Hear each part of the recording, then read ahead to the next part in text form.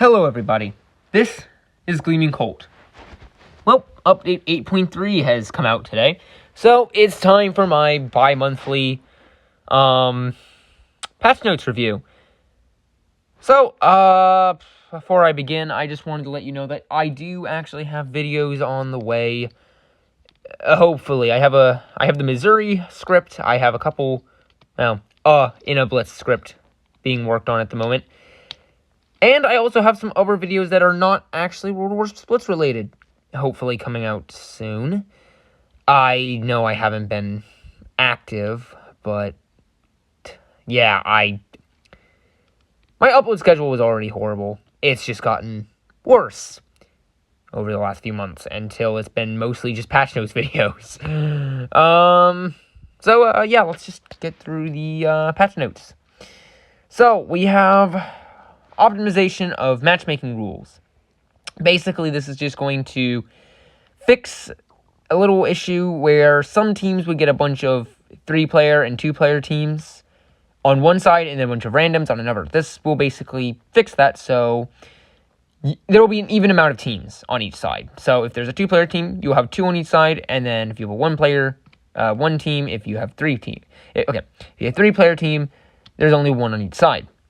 Honestly, I think that's going to help a lot because it could get unbalanced at times when you've got the right division. So yeah, we have the new Black Ship update. What the fuck? So I've actually checked out this update before the game. I've recorded this video. I did record it the day of the update came out, so today.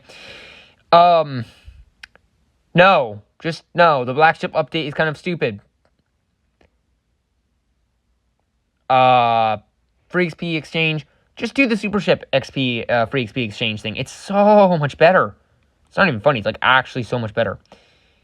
Good news is with the Super Ship season this month. No Edgars, so yay, you just have to worry about Ushakovs. Oh yay, I actually have not fought an Ushakov, I only fought mains today. And I've played as main myself. So, don't do the free XP exchange and the black consumables. But why? But why do they cost gold, though? No, don't, I don't think you should really use these. Just don't do this. It's not worth it. It's really, really not worth it, honestly. Just don't even consider using them unless you want to do some, I don't know, meme build. So, the Blitz passes for next month are going to have... Oh, shit. I don't know actually how to say that. You don't just say D170. I don't actually know how to say that right now, and I didn't actually look it up before recording this, and I feel like a complete idiot for not doing that. But, yeah. So... D-170 is a Tier 9 German destroyer, aka a German Fletcher. I like the fact that it's steampunk themed, in terms of the camo and things like that. I like steampunk quite a bit, so that's kind of actually really cool. This might be one of the few times I use a special camouflage. Who knows? I don't know. I mean, I use the British battleship camouflages for the Hawk and the Duncan, so if it's like that, then yeah, I'll be using them. And then we'll be getting Tier 8 Battleship Connecticut. It's just a Florida version of the Nebraska. It's that simple. It's not too much different from the Nebraska, except it's the Florida at Tier 8. I've not played the Nebraska yet, but who knows? It might be good, but I hear some really bad things about it, so who knew? Collection books, just a bunch of stuff you get from the Blitz Pass. Both sides. Unique camouflages. These are some actually really nice looking unique camouflages. And if you know me, I am not the biggest fan of a lot of these unique camouflages. There are some exceptions I have. But these actually look really good. Like French Golden Lion. Yeah, why is it French? The Dutch flag is not that hard to find. Why is it French? Just no. St. Vincent's camouflage. I want to get that camouflage because that actually looks so beautiful. I love it. And hopefully the stats are good. Like, hopefully they're the same stats of the industrial camouflage. Hopefully. If not, I'll be disappointed. What is it? Enterprise's camouflage looks actually beautiful. I own the Enterprise. I would actually use that camouflage. It actually looks so beautiful. I don't know why. We need more of these special camouflages that are just simple camouflages. They don't add just stupid shit at the front, like a giant dragon or fucking eagle. Oh wait, this is an American camouflage that doesn't have a fucking eagle in front of it. Thank you. Thank you, Wargaming. Just because you're American doesn't mean you have to slap a giant eagle on the front of it. I swear, so many camouflages that the U.S. ships have made, and yes, I'm going on a slight tangent right here, but I don't care. So many camouflages could have actually looked really good if they didn't include a giant fucking eagle, like Kids special camouflage that I got during the Wisconsin sonar sweep. I would use it, but I can't because there's a stupid eagle and I can't take it seriously. There's only one ship that can look good with a giant eagle in the front, and that is the SS Imperator. You cannot make it look good on pretty much any other ship. Or what was the other tier 10? Was it New Hampshire? No, Rhode Island. It was Rhode Island. That camouflage would have looked so good. But no, you gotta put a giant fucking eagle in the front of it. You know what actually looks good? Illinois' camouflage. Yeah, it's red and black. I mean, red and black is already a really good color scheme for a lot of things, but that looks so much better because it doesn't have a giant eagle on the front. Wargaming, if you do more of this, and less of the eagle, I will be happy for American ships. And if you do more of this for the camouflages, for special camouflages, I'll probably use them more because they actually look really good. That is your little TED Talk for why American ships should have remove those stupid eagles on the front. Yeah. Ashitaka's camouflage actually looks really good. Connecticut's looks... Wait a second. Is that just the Godzilla collaboration camouflage? That looks really close to the Godzilla camouflage. The D-170's camouflage looks really, really good. Oshakov's camouflage actually looks great. Hildebrand's camouflage looks great. Almirante Aquendo's war paint looks great, as always. And even Shinano's camouflage actually looks not too bad. And yes, I'm actually happy we're finally getting Shinano. Tennessee. Wait a second, those are just the Godzilla camouflages. Wait, Wargaming? Are those just the Godzilla camouflages?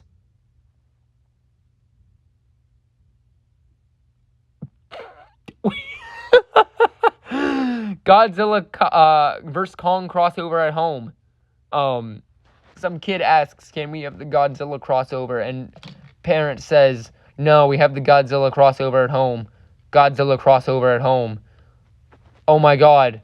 I just noticed this. I've read these patch notes since they came out. I just noticed this. These are just...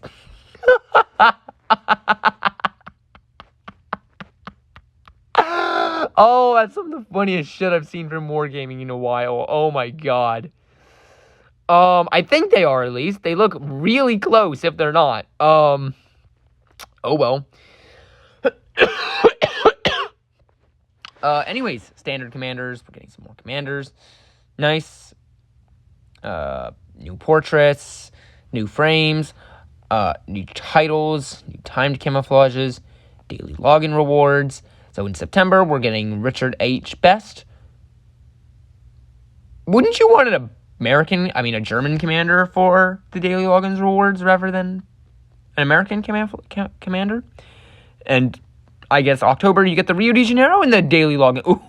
Ooh, that is good. That is really fucking good. Anyways, new ships. We're getting Tennessee. So we're finally getting the sister ship to the California.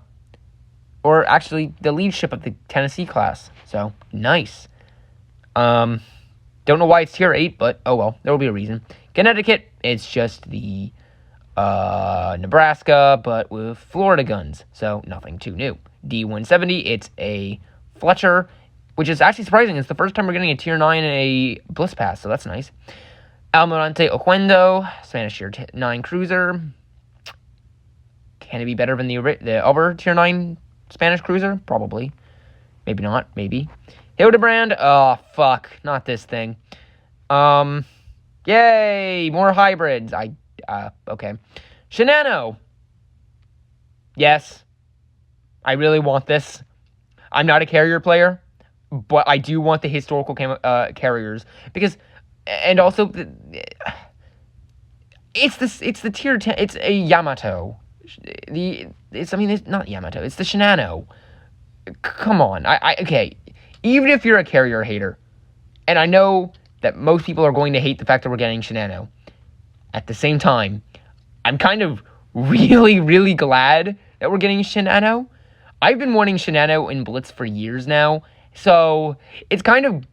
I'm kind of glad that we're finally getting Shinano in Blitz. Like, I'm really happy that we are. And I'll finally be able to complete my Yamato class collection in Warship Blitz. So, yeah, I'm glad we're getting this. It's probably going to be in a crate, but oh well. Ushakov. Super ship. It's a super ship. Kremlin or Slava with Smolensk secondaries. Fun. Black Hakuryu. I don't care. Look, I know I just said that I'm really excited for Shinano, but that doesn't mean I'm a carrier player, and I'm not for every carrier that comes out, like the two next ones, Hakuryu and Arise 2059, because that's apparently just a FDR, but Pan-Asian, so it's just another Saipan situation, so fuck that. Just, Jesus Christ, why? Look, I'm not a carrier player, and I do think carriers need to be reworked from the ground up, but this is... I guess carrier players are going to be really happy this time around. And then we're finally getting the Cassard line. So, Cassard line? Yeah. Finally. Skybox optimization. So, that's nice. We're getting better visuals. Good. I think they need to also update the textures for some of the islands and things like that as well. If you're doing the lighting, you do need to update the textures, in my personal opinion. Tutorial overhaul, yeah, that was needed. The other one is shit. And then the one before that was even... I think that was probably better than the one they replaced it with, I think. I don't know. Player reporting system. Oh, that's going to get abused. That's going to get really abused. That's going to get abused quickly. Tournament enhancements. Support for multi-choice selection boxes in tournament settings has been added. Okay, nice. Commander crate probability info added. Also nice. Bug fixes. An issue where launching the game on Android would stop the background music from playing. Wait, actually, that wasn't a bug? I didn't know that, actually. And then comparison screen error was fixed. So, nice.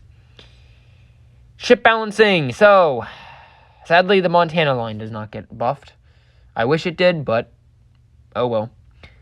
To be fair, I don't really think it needs it at most of the tiers, but I think Montana does need the buff. I don't think any of them will. I don't think the other ships need a buff, but I definitely think Montana needs a buff, in my personal opinion. So the Schlieffen line are getting the Schlieffen line are getting concealment buffs, a time to full speed, and turn time reduced by 10%, 10%, and 5%. Grosser Kurfürst is going to get a main battery accuracy increased by 10%. Wow. Marseille's, apparently the Marseille line is finally usable. How many years was that? Like 2023, so 2 years. Nice. Their main battery reload time was reduced by 23%. Holy shit. And then a secondary gun reload time reduced by 10%. So not bad. The American Destroyer line, I'm glad they're getting a buff. AA damage increased by AA damage increased by 30%, and time to full speed reduced by 10%, and turn time reduced by 8%. Wait, so if they're talking about the texture ships, so Why is Mayo, Edson, Halford, Johnston, Hill, Sims, Benham, Black, Somers, Black Benson, Black Farragut, and Black Fletcher and Goldbug all in here? What? Same for the British destroyers. Why is the Black Lightning here? For some reason. Anyways, they get a HP increase by 10%, torpedo speed, and torpedo reload time. As if they needed it. Okay. British premium destroyers. So they get torpedo and speed increased by 10%. 5%, sorry. Cossack, Gallant, Campbelltown. Okay. Shatterknot, or actually Chatterknot? I don't know, actually, how you say that. I think it's Shatterknot. It added air defense alert 2. Wait, doesn't it already have 4 skills, though? Or am I wrong? I don't actually remember. The ship kind of just came out at a really weird time, and I don't even remember it. And it also has a very, very inaccurate ship model. So, why, Wargaming? Why did you go so inaccurate? Who knows? Anyways, main battery range increased from 7.32 kilometers to 7.86. Main battery reload time was reduced pretty much by a second, 1.1 seconds. HP was increased by 1,000, and concealment was improved quite a bit, actually. Vampire 2 gets a reload time reduced in her torpedo tubes. Main battery shell velocity by 7%. Increased shell velocity. Better AP and HE damage. Better AA damage. Why would that matter? HP increased by 1,000. About 500. And then main battery range increased. Hector. Reload time in the torpedo tubes were reduced. Hoshi? I don't know. Gets a 350 torpedo damage increase, and then AA damage increase. Kid! Now, this is one of the buffs that I was actually extremely excited for. I'm glad Kid's getting a buff. It's so close. So close. But they need a DPM buff. The guns need a slight DPM buff. They need, at the very least, a 1 second buff. At the very least. Maybe. Even half a second buff. I think that's all the Kid needs to be, honestly, a really solid ship. But every other buff is actually really good. Like, I'm glad they increased the AA damage. I mean, it doesn't really do much. I'm glad they increased the concealment quite a bit. I'm glad the range is better, and I'm glad the time to full speed was reduced, and turn time was reduced by 10%, so I'm glad. Huron and Haida get the exact same buff. Haida went from being a ship that I used to hate, and then it got buffed, and then I kind of liked it, and then I kind of like it, and I'm still the only person who likes it, to a ship that could actually be pretty good, and yet the Huron still exists, so it's still not really worth getting if the Huron exists, even if I personally like the Haida. I do need to redo the Haida review, because that's an old review, and I said some things like, it was worse than Hawkins. Nothing can be worse than that piece of shit. Sevastopol. Okay. I don't know how much that really changes much. Yoshino gets a better buff in terms of reload time, traverse speed, concealment, and main battery. I'm not saying that because I'm not going to say that word. Not because I'm not because I don't, I know what it means, but I also just don't want to say that word. I'm just not going to say it. And basically, main battery accuracy was improved. Survey. Oh, you gave a lot of people great pain, Survey. You get a 1 second reload time reduced by 1. Main battery reload time was reduced by 1 second. HE damage increased, and concealment reduced. Almirante Gorayu gets better HP by 1,300 and a better reload time. Maybe Almirante Gorayu might be better. I don't know. That ship was one of the worst ships I played. And then the main battery accuracy of Congress was increased. So, good. So 2 ships that, well, I don't actually know how bad Congress. I don't even know if Congress is that good or not. I think it's decent, at least. And then Almirante Gorayu. I don't know if that really helps much. I'll have to play it. I actually should review the Almirante Gorayu, but I don't know if I reviewed it yet. Puita Bagration gets AP damage and HE damage increased. AA damage increased. Penetration value on the HE was increased. And the main battery accuracy. We're just going to call the S word accuracy. Francesco was, not Cracciolo, but the Tier 7 Italian cruiser. Main battery reload time reduced by 0.8 seconds. Concealment was improved, and torpedo reload time was improved. Wait, it was 60 seconds? What? Okay. Toulon gets a 4-second main battery reload time reducement, and the secondary gun reducement gets reduced by 1.1 seconds. Wanghae and Black Wanghae. Black Wanghae fucking sucks, but Wanghae is actually pretty good, I'm not going to lie. It's one of the few Pan-Asian ships that I actually give a shit about. HP increased, torpedo damage increased. Ooh, that's going to be really fun with Wanghae. Still don't ever want to touch the Black Wanghae ever again if I really have to. But maybe I'll do an in a blitz about it. Who knows? Then again, that thing is really bad in my personal opinion. And I thought it was going to be really fun. It's just another, I guess Black Wanghae is one of another Pan-Asian ship that I just don't give a shit about. But Wanghae actually is really good. I really like Wanghae. Mikioen, ooh, yes. HP increased. AP and HE damage increased, so not bad. Disturgi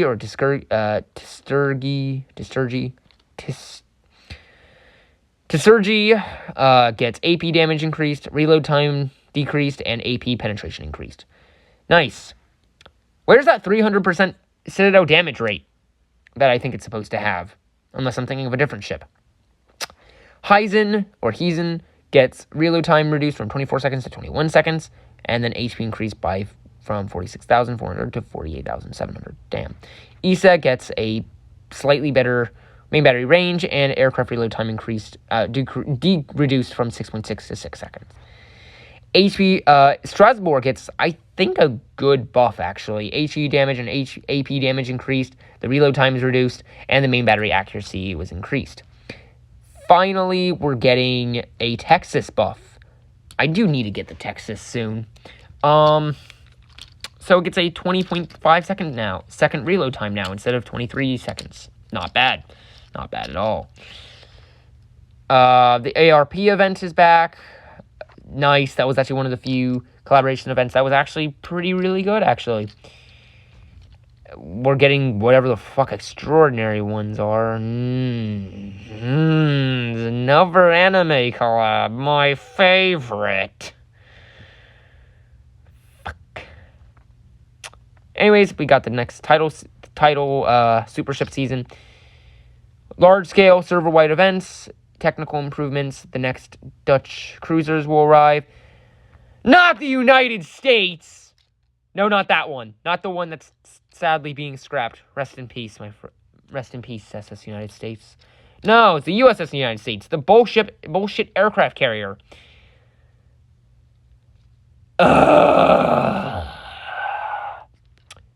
Honestly, it's a great update. I mean, this update's actually pretty good. And I'm glad about that we got this update. It's not bad. Not bad at all. Actually, some things that are interesting, and then some things that are horrible. Like the Black Ship update. That was not that great. But, yeah, those are my thoughts of update 8.3. And, well, yeah, that's it for today's video. If you enjoyed today's video, please like, subscribe, comment down below your feedback. I'm always reading you guys' comments. And join up on my Discord server. We'll always have a lot of fun there. And, yeah, bye.